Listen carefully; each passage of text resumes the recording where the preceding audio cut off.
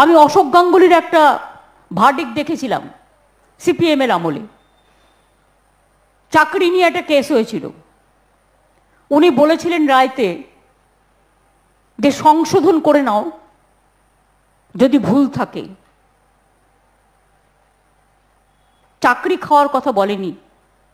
আর এখন রোজ কথায় কথায় 3000 চাকরি বাদ, 4000 চাকরি বাদ। ন্যায় পথে থাকবো, আমি অন্যায়ের বিরুদ্ধে ব্যবস্থা নেব, এটা আমার চিরকালের স্বভাব।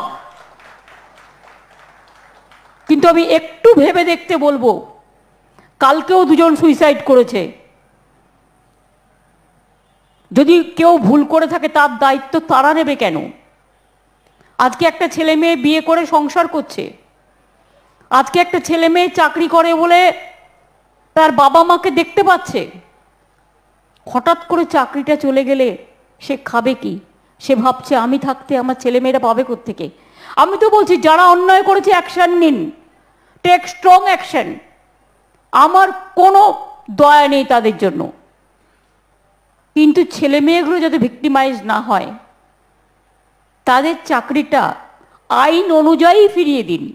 আইন অনুযায়ী যদি কোনো ভুল করে থাকে তাকে সুযোগ দেওয়া হোক, দরকার হলে সে আবার পরীক্ষা দিক, দরকার হলে তার জন্য আলাদা কোনো বন্দোবস্ত, কোর্ট যেটা বলবে আমরা সেটাই করে দেবো।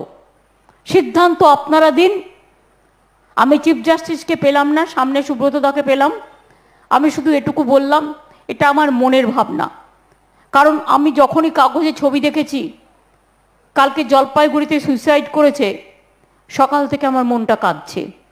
সে কোন দলের সমর্থক, কোন এর পার্টির সমর্থক আমি জানি না, কিন্তু পরিবারটা কাঁদছে।